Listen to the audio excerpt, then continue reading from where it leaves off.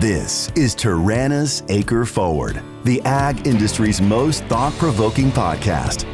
Listen to interesting people as we go in-depth into the issues affecting crop advisors, growers, and farm communities, uncovering the truth about the ag business and using technology to prepare for the unforeseeable. Ready to explore the future?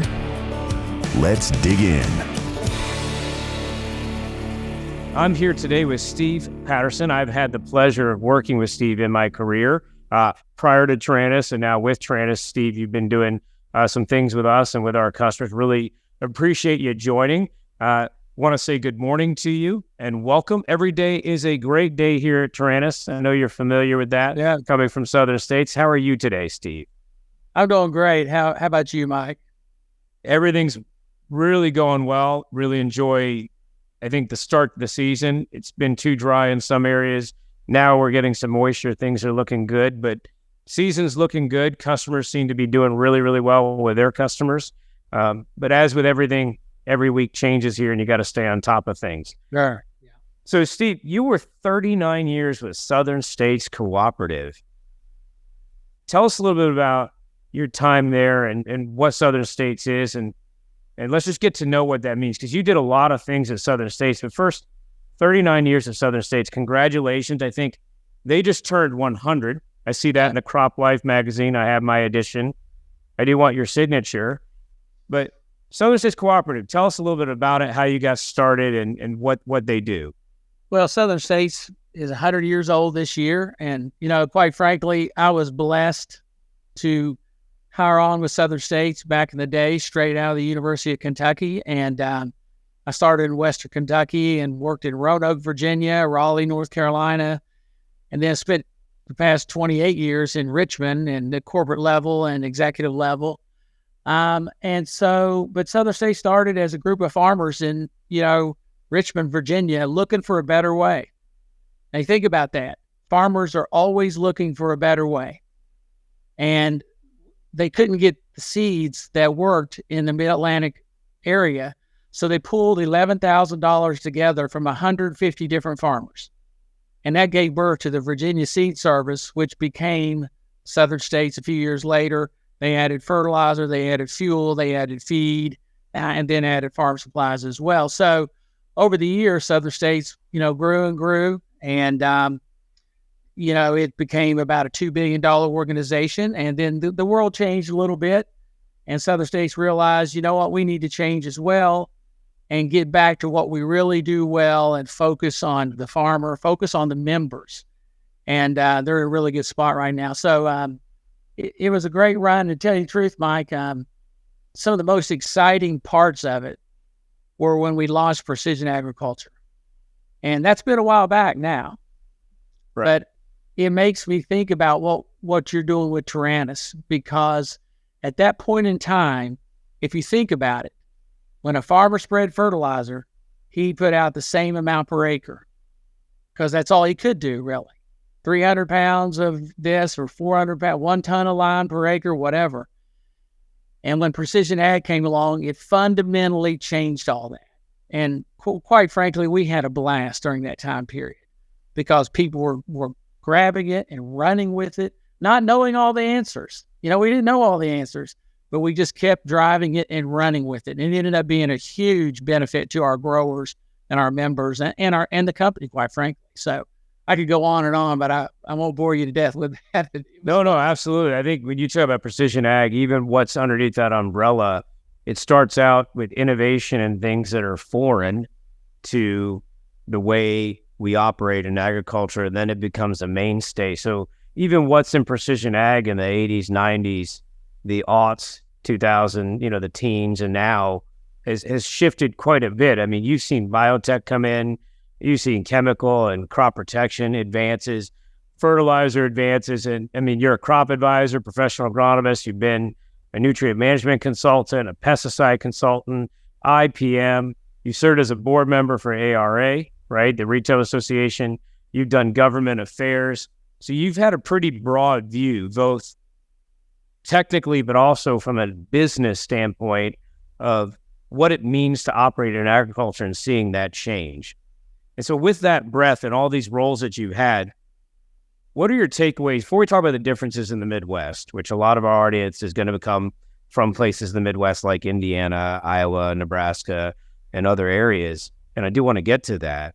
When you think about all the functions, industry relations, heck, farm supply, running full-on retail stores beyond ag retail, but normal, like Rural King type, Tractor Supply type stores, you've seen a lot of changes. What was your favorite part about the job for 39 years? What was the best part about the job, most rewarding thing that you experienced? I think the most rewarding thing was, working with all the fellow employees at Southern States, many of whom have been there for years and years, and they truly live the brand of, helping farmers grow things, care for animals, delivering hassle-free warmth to our customers in the energy side. I mean, the employees care, and when the employees care, you can do big things. And then, like you said, Mike, under that when I was VP of marketing, under that marketing umbrella came corporate communications, government relations. It came merchandising, managed the sales force for a long time. We had 100 agronomy sales managers at one point, 32 feed sales and technical representatives, 22 dealer sales managers. And it was always about, it was always about winning, and having a team of people that were excited and creating an atmosphere for success.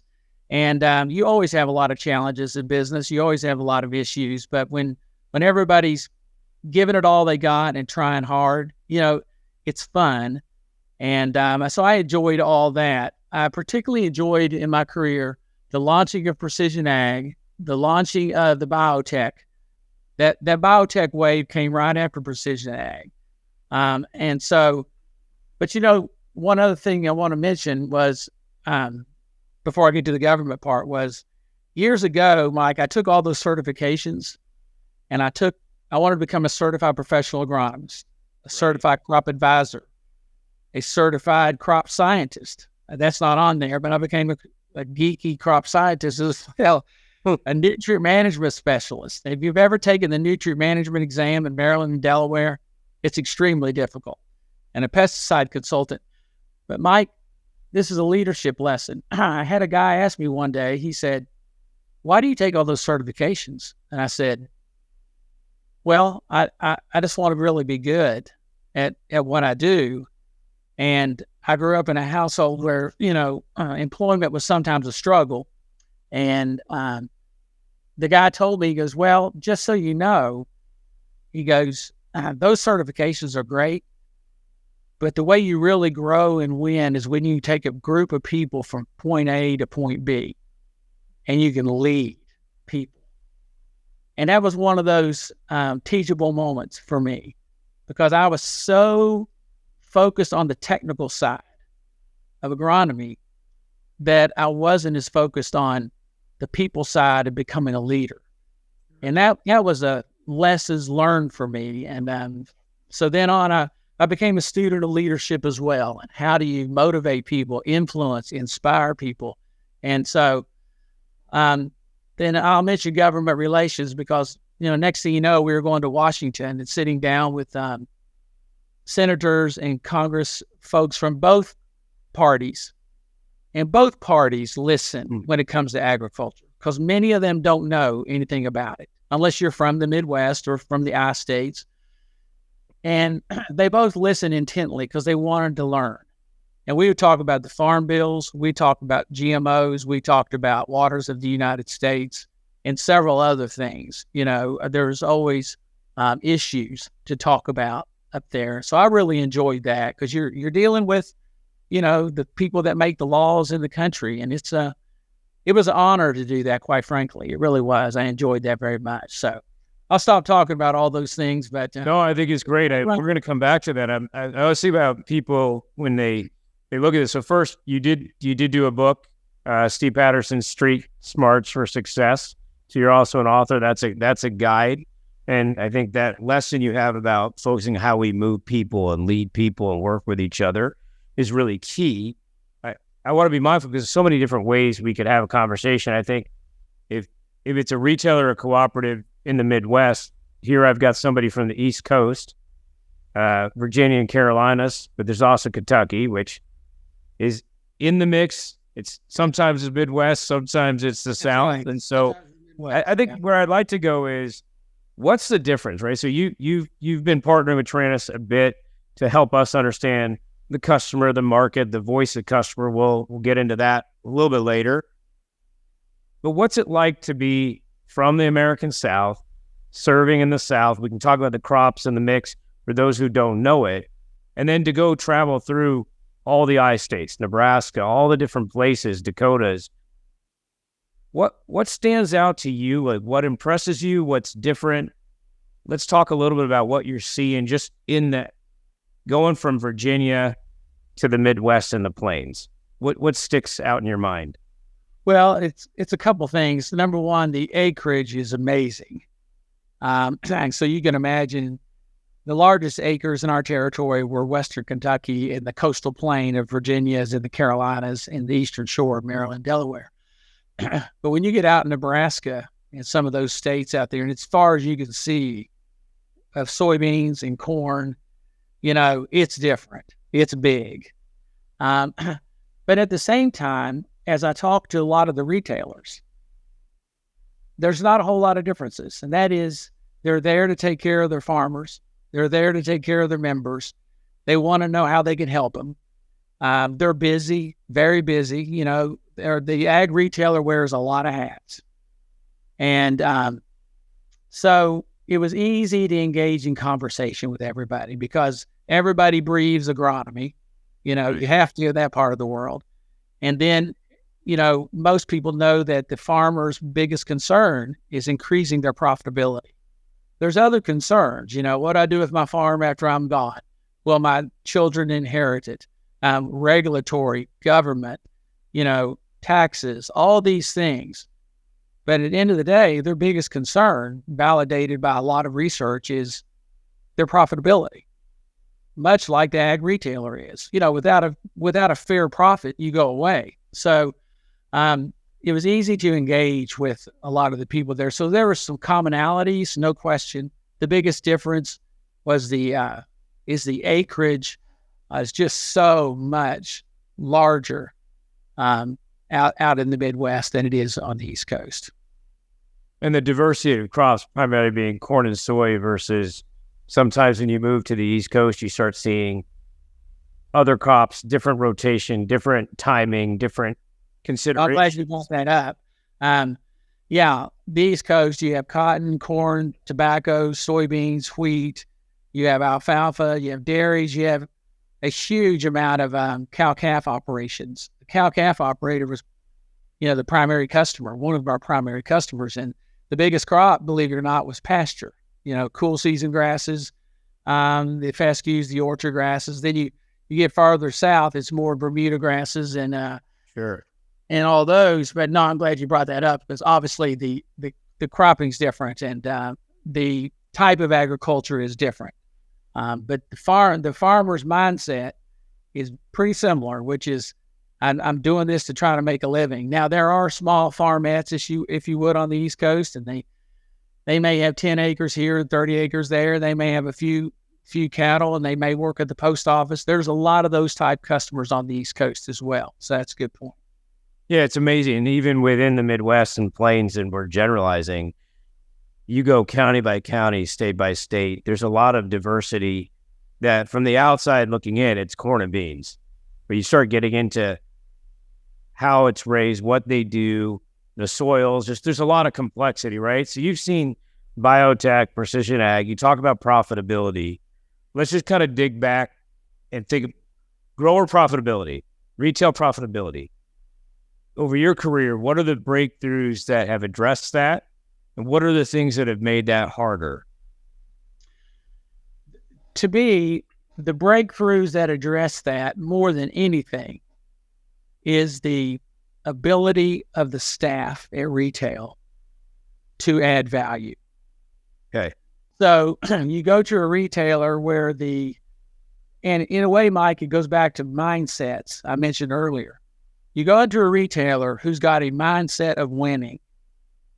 and they walk in the room with the swagger, and they're confident in themselves. They're confident in the ability to bring value to their growers, to articulate the benefits of what they bring, to charge a fair margin for the value they add. You have to be able to do that. If not, you're a commodity. So if you're adding value, you have to be able to charge a margin for that value. And the good ones know how to do that. They have, and their salespeople are of the trusted advisors. You know, they're the ones, when the farmers see them coming, they're glad.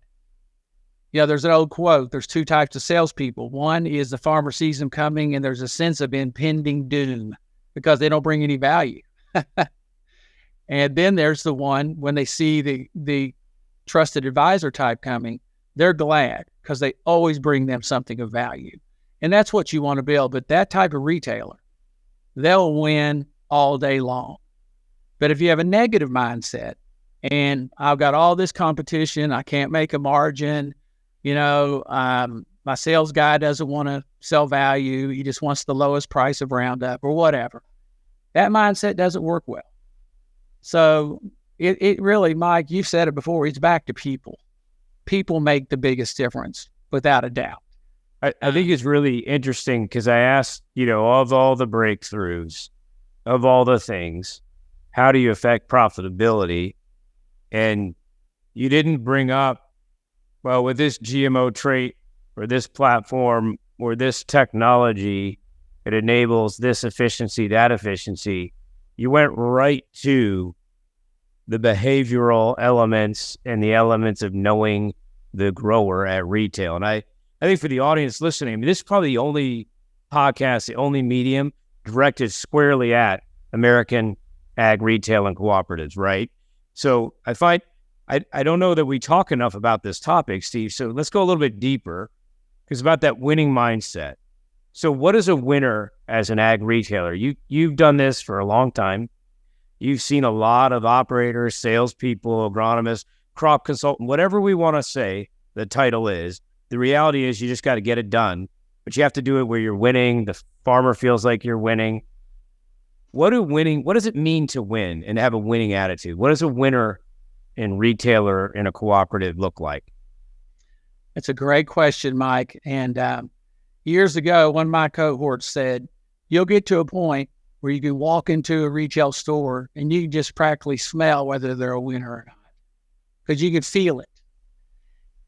And I think one of the biggest things is that manager or the owner of an independent retail outlet, whoever it is, or the manager of a member co-op, a general manager. One of the main things they have to do as a leader is they have to have the ability to communicate with their employees, set expectations, and inspect what they expect.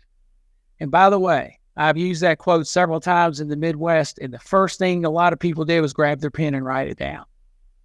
And I thought that was interesting because at least 5 times people said, oh, I love that. So as a leader, setting expectations doesn't mean be mean. It means this is what we need to do. Right. So you set that expectation, and then Mike calls Steve later in the week and says, Steve, we agreed to call on 3 growers. You're going to call on 3 growers this week. How is that going, and how can I help you? It's not beating them up. It's leading them. And the winning retail locations, they know how to do that. And they know how to influence, and they know how to inspire their troops.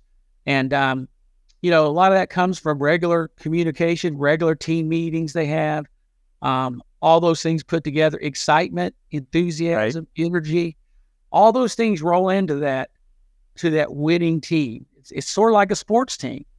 You know, you see a sport team walking out on a basketball court or a football field hanging their head, they're probably going to lose. But when you see them walk out and you know they're fired up, they're ready to go, they've mastered the basics, right, you know, the fundamentals, and they know it. So all those things together, and you know, Mike, you say it a lot, but the caring for their customers, they love their customers. They want to serve their customers, and the customers know that. So they build incredible loyalty. So there's all those things that make the biggest difference. We had a grower pass away in Delaware, and he requested to be buried with his Southern States cap on. Now you got to think about that. That's huge. But that's the loyalty that they built at that location. And that guy knew he was an owner of that cooperative. He knew he was an owner, and he just, he was part of that brand. Right. And so, I could go on, but that winning team means everything. I want to dive into how do you build that, right? So if I'm listening to this today, I want to have a winning team, but let's face it, when the season starts, you're running, you're blowing and going. I mean, everything's happening. Usually you're receiving problems, complaints, which are opportunities, right? But, your phone's ringing. Oftentimes it's something that needs to be solved, something that needs to be done. And so it's really tough to plan. And I think the world is, while we work together, while we have to cooperate, while we have to work well together, wouldn't you say farming and serving and farming is getting maybe more complex than what it used to be? Or do you think it's just different challenges? How do you see it changing between the retailer and the grower? What are the differences, and what are the ways that you can make a difference? I think it's extremely complex. I think it's gotten more and more complex. So you think about the advent of precision ag, then the new technology, variable rate planters, the biotech, don't spray fields with this, spray it with that, better keep track of your fields. The overflow of information that comes at farmers, and not just farmers, people, period. Right. But the good retailers, they know how to distill down the important stuff and cut through the noise and say, Farmer Joe or Mr. Smith, here's exactly what you need to do. And guess what you just did for that farmer? You saved him time, you saved him money, and he could sleep better at night because he didn't have to worry about all those things. But you gotta earn that. You have to earn that respect from that grower and that trust. But once you have, to me, I used to say the salesman of today has to be a beast. The amount of knowledge they have to know and the ability to discern what's important and what's not. And then distill that down to tell the grower, here's exactly what I recommend you doing, and here's why. That to me is a lot of value, but it's not easy to get there. It takes a lot to get there. So when I think about the value, when you're going to make a recommendation, you have to know what's happening, not just in the field, but with that individual. So you have to start to build that relationship. Today, I think the average member co-op retail consultant is taking on larger farms and more farmers than what they would have 10 years ago. And land's changing hands quickly. You have consolidation. You have 30 years maybe on a farm or 30 years in a role at a location. But one of those sides changes fast. So we have to sometimes start over to get to know what works, what doesn't, to get to know each other. So I'm thinking a little bit about the grower and advisor, if we'll use the word advisor for retail and cooperative engagement.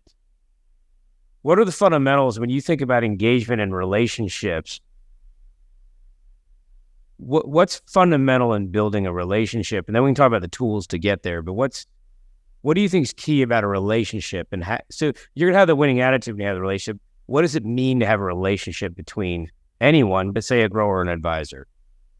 I think that's a great point. One of the most important things is, there's an old quote, no one cares how much you know until they know how much you care. So do you care? If you care about your customers, you're going to be looking out for them. You're going to drive by their fields. You're going to call them regularly and ask, can you help them in any way? You're going to stay engaged. So you have to care. The other thing is you have to know the type of person you're dealing with. And, this person could be heavy into analytics. Well, that's when you bring your analytics toolbox when you have a conversation with that person. This person is control type. He doesn't want to talk about the ball games and this, that. He wants to know, what can you do for me today? This person is a facilitating personality, and they like to talk about the weather, the government, They like to talk about their crops. They want to drive around, show you every field on their farm. And, and then you have the facilitating personality who, they just want to get along with everybody. But my point there is everybody has a different personality. But the good salesperson understands that and can adjust and bring to each one of those type of personalities and communicate with them the way they want to be communicated with. And that, to me, that's fundamental. If you go to with the wrong box of tools or the wrong set of tools in your toolbox to the wrong type of personality, you're not going to win. So I think that's fundamental as you grow with your customers and you help them. But that goes back to caring too. Do you care enough to do the extra work to bring the analytical information to the analytical farmer who wants to see it? Or do you show up and say, "Can I help you with anything?" It's just different, So, but you can't talk about that without passion. Do you have passion for what you do? Are you excited when you get up in the morning to go make things happen? Or do you brood? If you brood, you're probably in the wrong job or the wrong industry. We don't have time for brooders. You know what I'm saying? So, not in this business. You got to have a lot of get up and go. And I think some of the things you're talking about are constants that stand the test of time, right? Is you have to care. One philosophy we've had at Taranis, part of what, and maybe we can talk a little bit about what we do here. I always believed, and our teams believe, and our customers know this, caring is important. But to care, it's about any relationship. So think about the most important relationships in your life, whether that's metaphysical, whether it's your spouse, whatever we're talking about here.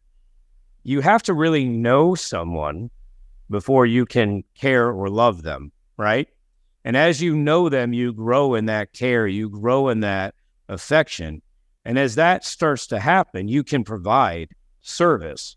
So we've been using words like sales and profit. And sometimes those sound bad because we feel pushed in our own lives by salespeople. We feel pushed when it comes to economics, or we feel like it's not a zero-sum game.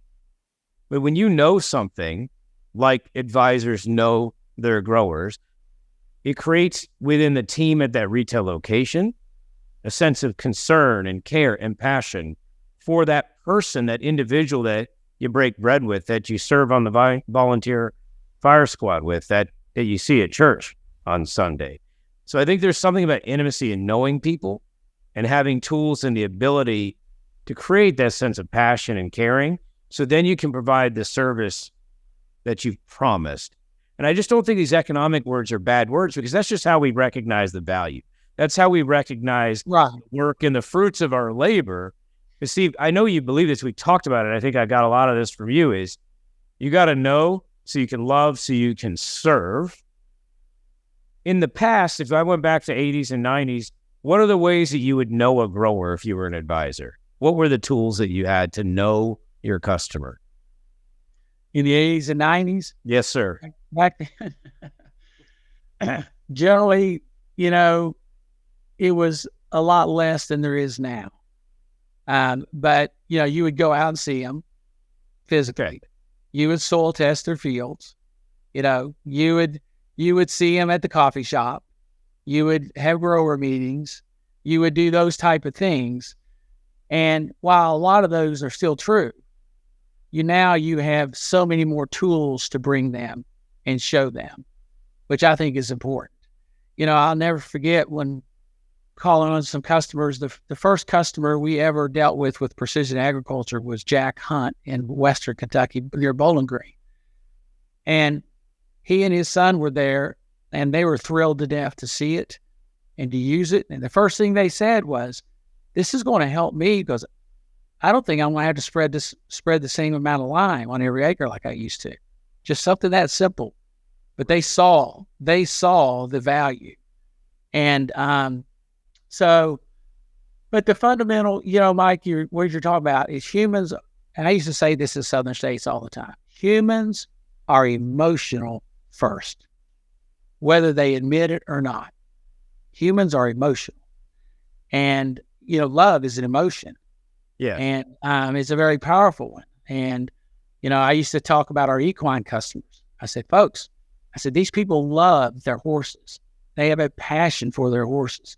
So if you think they're picky about their feed, it's because they are, because they love their animals. And so, but you have to remember that too. And also, you mentioned the word sales. If you think about it, selling is really about helping people buy. If you think about that, you're helping people buy more than trying to push something on them that they don't want. Helping them make a decision that benefits them. Sure. It's all about, I've often said this, and it takes a lot of years to get to this point, but at the end of the day, the value formula is the same. So if you think about an idea or a product or a service, the value formula is the same. And that is, if I'm talking to you, are the sum total of the benefits, functional, intangible, and the benefits, are they greater than the sum total of the cost in your mind? And it's incumbent upon retailers, marketers, salespeople to get the customer there. Because when I was in marketing for so long, you're always thinking about, why do we buy? Why do people buy? And once you understand that more, then you naturally gravitate to the benefits. The benefits become more clear because you understand that's why people buy in the first place. But you got to be able to know them cold yourself. You got to be able to articulate them smoothly. And then generally it'll sell itself if you're good at that, because the customer will see it. Nobody likes the push sale, like, trying to shove things down your throat. But when you talk about how it can benefit you as a grower, or benefit you as a housewife or a husband or whatever, or if you're on Capitol Hill and you're talking and you're trying to influence people up there, what do you think you're going to talk about? The benefits. Probably benefits, unless you have pictures that no one else has and you can use those to your benefit. That's different. Yeah, that's a different approach. So let's, what I was thinking about is, you've got, say a farmer's got 500 acres, 1,000 acres. In the past, when you would sell seed or you'd scout, they don't even know that you were there. They trust that you say you were there. You'd leave a door, remember the door hangers? You'd leave a doorknob or on the truck, say, I checked out your field, I was here. Because you want to show that you were there, but you want to create the conversation. It's 2023. Because things have changed. In the past, I'd say, Steve, in that back corner, I saw Palmer Amaranth. I think there's an issue there. Your herbicide program does X, Y, Z. Today, the machines tell us what they think they did. Say the planter says, I believe I planted 33,000 plants per acre. And we have those maps. And we know all kinds of things about the machines. But when it comes to what's actually happening on the acre between when that planter leaves and before that combine shows up to harvest, it's a lot of information. It's a lot of data. It's a lot of activity for an advisor and a grower. So now that you've seen what Taranis can do, obviously we record that at leaf level precision throughout the season, so we can both look at with the advisors and growers and know what worked well, what could be changed, kind of confirming results or game tape for the acre. As you've gotten to know us and the AcreForward technology suite, just what's your reaction? How would you describe it to someone who hasn't seen it? And then what's your reaction to what this does for these relationships? My reaction is, it's amazing. And, I'm kind of a promoter by nature. Okay. But it reminded me of when Precision Ag came along. Because I was like, you got to be kidding me. This is amazing. So think about this for a minute, Mike. Perhaps for the first time in history, a farmer can now see stand count issues or threats, weed, disease, insect, nutrition issues, in time often to do something about it. Rather than waiting till he's in his combine, the yield map shows 200 bushels and all of a sudden it goes down to 120. He goes, well, I wonder what happened there. those days could be over. This is a game changer of enormous potential. I mean, I really believe that.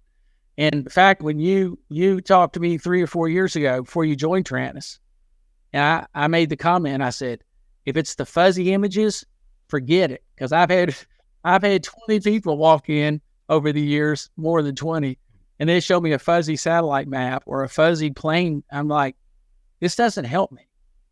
But then you said you could read your business card from, 500 feet in the air or whatever. And I'm like, well, that if you could do that, leaf level, that's huge. And so my reaction is it's really, really significant. Doesn't mean everything's perfect. Doesn't mean it's easy, any of that. But the vision and the purpose is solid as a rock, in my opinion. Well, and I think using that imagery and bringing it together, it's beyond imagery, I think, is what's interesting, because absolutely, it's absolutely amazing, because I could take a picture from my phone over the crop, and obviously it's high definition. You see a lot of things. We're offering that at scale on millions of acres. Boom. But we're analyzing it, and we're telling you what's in it. And so as you've looked at this, as you've talked to many, not only retailers, advisors, but just growers in general, and you see what's there, what's powerful about it, but also how do you think it's going to change even the way we're thinking about using it today? I mean, we're just coming out with these things, right? The last 3 years, it's really been commercialized. Yeah, it's on millions of acres. Yes, the best of the crop life 100 have it. But I think we're still just at the beginning of what this data can actually do for a retailer and on the farm. I guess, what are your thoughts about that? Where do you see it going? What's really beneficial, and where do we have more work to do? Well, I totally agree with that. So it's one thing to get the images. It's one thing to see the reports. It's a whole nother thing to create the action that the grower needs to take. So these growers are busy. So you probably have a certain percentage of them, and I've met some of them. They want to see all the data themselves. Right. The majority don't. The majority want to say, let's say I'm a farmer and you're my trusted advisor, Mike. Mike, tell me what I need to do. And that's when that salesperson has preferred position. They're a trusted advisor. And you and I both know a bunch of those. But you got to earn your way there. But it's a matter of taking those insights and doing something with them. It's sort of like market research. If you do customer research or some type of market research and you get it back and you go, okay, wow, but you don't do anything with it, what good is it? And I've been there before. We've done that before. Why buy the book if you're not going to read it? Exactly. And so the ability to take it and transfer it into action, meaningful action. But think about it. This is something that we haven't talked a whole lot about. And that's also in the world of climate change that we hear a lot about and all these right. things. You have the opportunity here to minimize environmental impact. And we don't talk about that a whole lot. But if I'm a grower, I have a 100-acre field, for example, and my data shows me that I have weeds in 20% of that field, I may not spray the whole field. Right. Think of that. Or you spray it earlier because and so you use less or you get ahead of it, right? Exactly. So you mentioned environmental impact. I like this because you did government and industry relations. So I like this conversation because I think, personally, many farmers, most, really care about their land and their legacy and what they do with it. I also know that the growers and those who serve them are a very small percentage of our population. So when it comes to legislation, when it comes to policy, when it comes to the value chain, folks who live, work, understand agriculture is a very small percentage. And that's no slam on those that don't.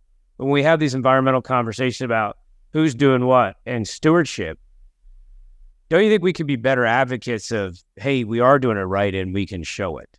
Because I think there's a lot more people asking questions than they used to. There's a lot more people asking questions. That's a great point. And here's an example. So we went up to Capitol Hill, and I was talking to Senator Kane and Warner's office of Virginia and talking with their staffs and explaining to them what we do in the eastern part of Virginia for water quality, promoting buffer strips, using precision agriculture, etc. Well, they still stare at you with about a half a blank stare because they really don't know. And I said, why don't you all come on down and let's go out to King William, Virginia, and let us show you what we do. 3 weeks later, they came down. They crawled all over the big, tractors and Hagies and Big A's, whatever it was. They looked at the maps. They saw the precision ag maps. They saw what we were doing. They couldn't believe it. They could not believe it. They drive back to Washington. What do you think they do? They talk about, what retailers are doing to minimize leaching into the Chesapeake Bay.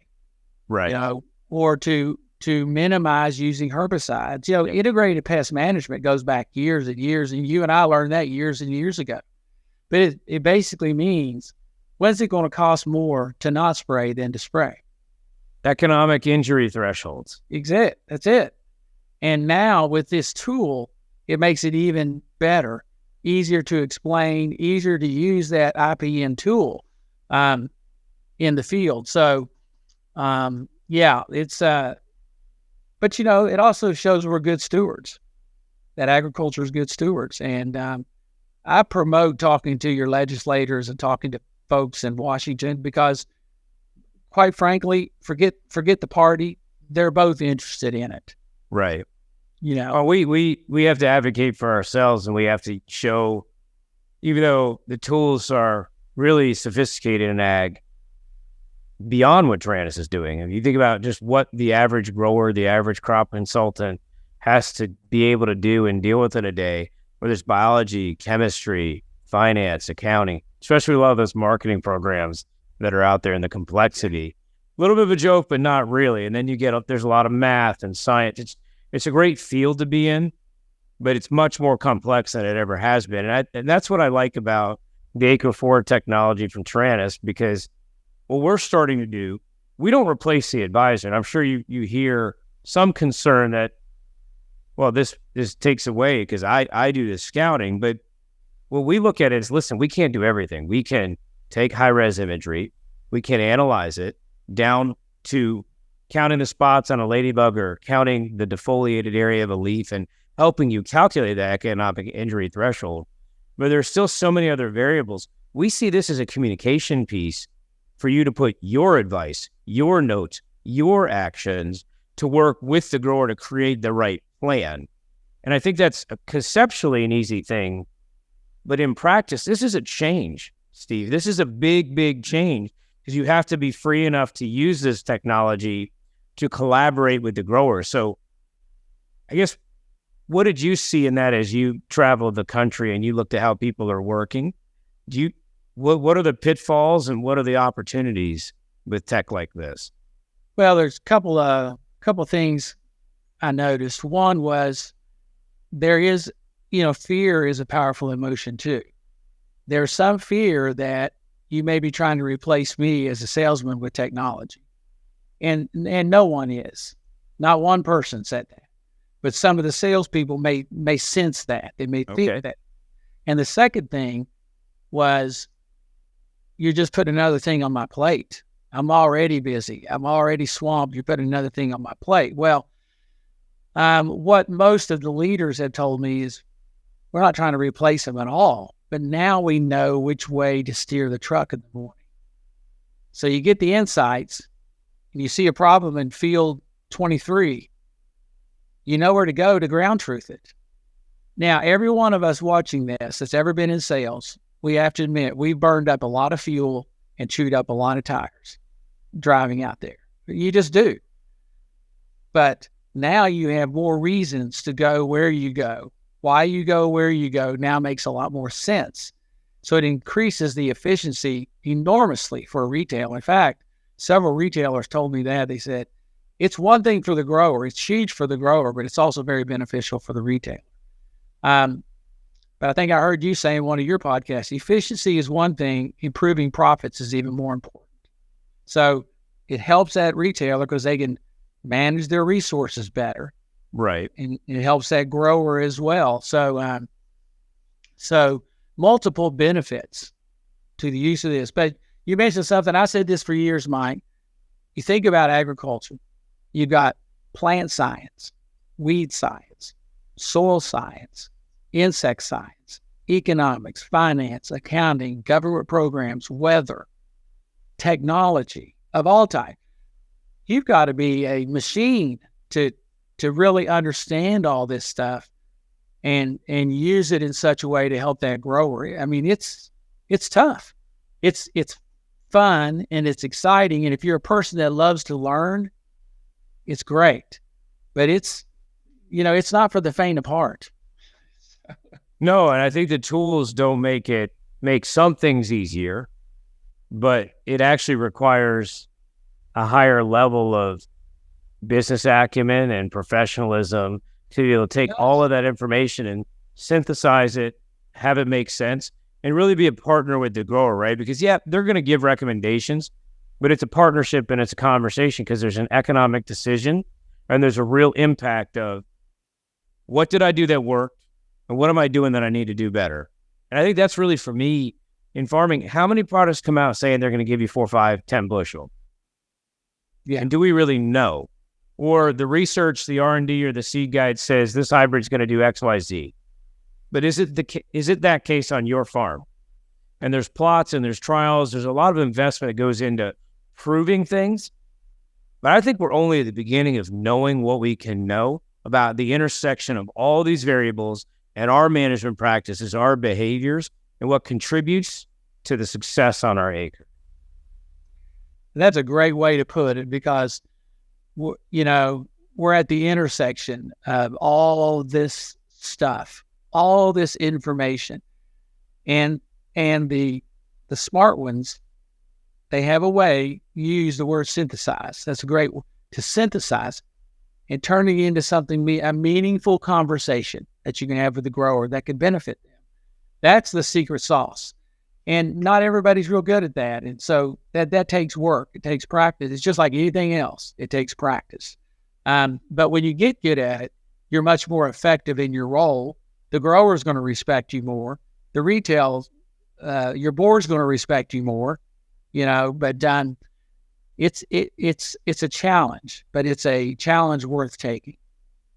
Yeah. And I think knowledge is power, but sharing it. So I don't know how many times, whether you're selling hybrids or solutions, trying to describe it versus showing it still has a ton of value. And then recording it in a systematic way. You said, hopefully we get ahead of those things that take your combine and your monitor from showing you 220 down to 160. But those things are still going to happen. Do we remember all the decisions and all the factors to understand why that result was what it was? And I know we're there, right? That's why I do this. That's why I'm at Taranis with the AcreForward solution that we have, because I know we're starting to show that. But I think what's important for the audience and for our customers, and you've seen it, is we're just at the beginning of what this can do, but it requires use. It requires that advisor to actually bring their full skill set forward. In fact, sometimes it's a little bit more work and effort because you're changing what you do. You're making a change in how you're going to serve and work with that grower. But doesn't that separate those who are going to win and help support growers versus those that won't? I mean, what are your thoughts on that? Do I have that right? Because I don't think anything of this value comes without some kind of sacrifice. You're 100% correct. In fact, I talked to a person for an hour and a half this morning, and I start with the overall concept. Does it make sense that this tool is available that can go over the field? And he said, if anybody says it doesn't, they don't know what they're talking about. He says it's incredible. It makes incredible sense. But the key word is engagement. It's engagement. So to be engaged takes energy. It takes enthusiasm. And Mike, there's a lot of information that flows down. Okay. You have to be willing maybe to take an hour a day and study that information. And some people are going to be more comfortable driving around in the truck. Well, guess what? To your point, the world is changing.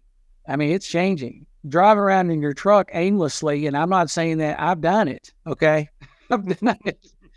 Your hope, in fact, somebody said, yeah, you drive around and you hope you find something. Right. Can't do that anymore. And you don't need to do that anymore. But, time is our most limited resource. And if you think, if some of these sales guys took 1 hour a day, just 1 hour, early in the morning, and studied the insights and the actions before they hit the road, before they do the normal stuff, and took some notes, just think about how much more effective that's going to make them. So that's 5 hours of study in a week, actually 7. You can do it on the weekend too. And then times 4 weeks, it's 28 hours of study. Next thing you know, you're getting really good at synthesizing all the information and explaining it. So it takes a little change in what you do every day. But that sounds pretty scary, right? So I'm gonna move the acre forward. I've got this solution, but I need an hour a day. But the truth is, opportunity cost is a huge thief. It's a huge thief. And whether it's half hour, actually going through and getting, we give you a bird's eye view, pretty good view over, like if you're one advisor serving, 50,000 acres, 60,000 acres, how many growers? 10, 20, 30. You can start your morning going, I know where there's a problem. I know where things are good. And I want to come back to that in a second, but I know where there's issues. Well, yeah, I could drive to each one. I could ground truth them, but I don't really have to ground truth them if it's as if I'm standing over it on my iPad screen or my computer. Right. But click of a button, Steve, I can send it to you and say, hey, this is what we need to take care of. This is where we need to go. Or to my operators, let's prioritize these fields before this gets out of hand. So I think it actually adds more time back, but you're right, there's an initial investment. But one thing you said is interesting. We drive around looking for something, how often do we miss or pay attention to what works? Even our technology, we can point out everything that's wrong with an acre, everything, all the holes on a leaf, all the nutrient deficiencies, where plants are missing. But isn't the inverse even more powerful? Being able to show what was done properly? Well, I mean, that's a good point. And yes, we should focus on that some as well. So if you could show the farmer who was shooting for 33,000 plants per acre that he nailed it, okay, is that a benefit? Yes, it absolutely is. Can you show him that his weed control program worked? That he probably doesn't need to change that field. So that's a really good point. We tend to focus on the problems that we could solve for them, but there's also benefit to point out what they're doing right and what they may not need to change. What I'm wondering if that's really the transformation we're talking about is we know more about the problems than ever, and that's true. But the inverse is really allowing us to understand the things that actually contribute to the outcome, regardless of whether it's good or bad. But it's going to help us understand how we can make decisions to continually improve that outcome. I think we're at the beginning of, remember when outcome-based was in vogue? Everybody wanted to get to outcome-based. But Steve, to earn the right to do that, you have to record and understand what's happening in these intersections. I think we're just at the very beginning of being able to understand the actions I take, the response from that crop, the solutions I'm deploying, and how they actually contribute to the outcome at the end of the year. I think that's the technology revolution that we're on the cusp of, now that we can get up over all these acres economically and see what's going on. Yeah. Now that makes a lot of sense. And you're really talking about, that whole farm plan discussion. Okay. So you sit down with that grower and let's evaluate your herbicide program. Let's evaluate, your yields this year. Let's evaluate your soil testing. What went right? What went wrong? And, now we have all these tools, these additional tools. How do they integrate into the whole farm plan? And that's why a lot of times when I talk about Taranis, I say it's another tool in your toolbox. And that doesn't minimize it. It's another picture a sales guy going out there and around his belt, he's got a tool belt full of tools. Well, you got a precision ag tool, you got your soil testing tool, you got your tissue testing tool, you have your knowledge tools, and next thing you know, now you have this tool, which brings a different benefit or a better benefit than walking the field and not doing a very good job at it, because nobody does a very good job at walking fields because it's difficult. It's inefficient as all get out. So, it's another tool in the toolbox to contribute to that whole farm plan discussion. It's kind of the way I think about it. No, it's a great way to think about it. And I really think we are on the beginning of something special, working with the retailers and growers. And really, the company's been around since 15, but the last 3 years, the intersection of the energy capabilities of batteries, the optics of drones, the integrations, the supply of people that are out there making a living flying drones of all types in all industries. Oh, yeah. We're at the convergence of a very unique time. And it's the first time in the history of mankind that we could even do what we're talking about today. And that is get a bird's eye view, surveil the acres, understand what's happening, turn it around, analyze billions of pixels, trillions of pixels, and take it into usable information so an advisor can make a better decision. And that's really powerful. So Steve, anything else that, as you've been kind of looking at Taranis, looking at what's going on, working with the growers, all the history you have, what's like the biggest aha or highlight for you? Just, you may have already said it in this conversation, but why is this important and what stands out? I think the biggest thing is, and you alluded to it just now, it's one thing to have a vision. It's another thing to manifest it in the real world. Okay. And so I think Taranis has had the vision for 8 years or whatever it was, Now it's manifesting in the real world, along with all the issues that come with that. People issues, improvement issues. If you think about software, why are there updates to the phone all the time? There's always updates because they always need improving. The software, the reports are always going to need to be improved. The imagery needs to be improved. The ability to have a drop-down menu that says this stand count reduction usually results in $60 an acre yield loss. Think about the power of that. If you had that, or this weed over threshold level generally leads to a 30 bushel per acre loss times $6 a bushel or 14 if it's soybeans, whatever. So there's always enhancements you can make. But the manifestation of the vision, to me, is starting to happen. It's you got people issues to work through. You've got belief systems. You've got labor issues. You get, for example, one account, one guy's gung-ho. Well, he left to go to another company. So that's right. It's normal. Yep. It's normal stuff. I mean, it's human stuff. So, but that vision is there. And the mission of helping retailers improve their profitability by giving them a differentiating tool that helps that grower improve their profitability, solid as a rock. You just got to keep pushing. You got to keep on. I told you about the movie Air. I don't know if you've seen. I've seen it. It's a great movie. Matt Damon in that movie, that vision was so strong that he had to push through all those issues fighting against him. But look what happened. It was huge. So I think about that analogy with Taranis. The manifestation is starting to happen. We got to keep pushing through all these other things to really hit that boom. And that boom is for everyone. So, when we're talking and our audience is hearing this, the cooperatives and retailers that are part of this are part of that vision, are part of driving that forward. And we're working together because you want to be welcomed at the farm gate. Well, this is a ticket to have that conversation anytime. You want to manage your team for the ultimate in performance. You talk about exciting teams, being a promoter, having passion. Why don't we invest in that relationship between the advisors that you have and the growers and create that passion?